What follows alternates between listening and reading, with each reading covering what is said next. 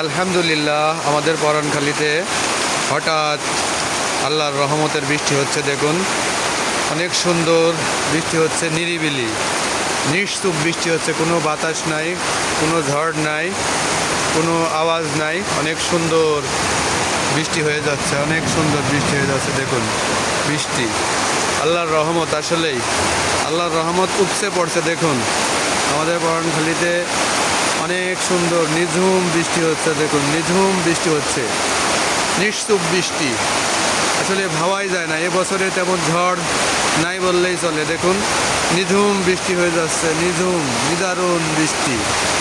আসলে বৃষ্টি মানেই আল্লাহর রহমত, রহমত ছাড়া কোনো কিছু হয় না। বৃষ্টি মানে আল্লাহর রহমত। দেখুন বৃষ্টি, চারিদিকে বৃষ্টি, বৃষ্টি আর বৃষ্টি।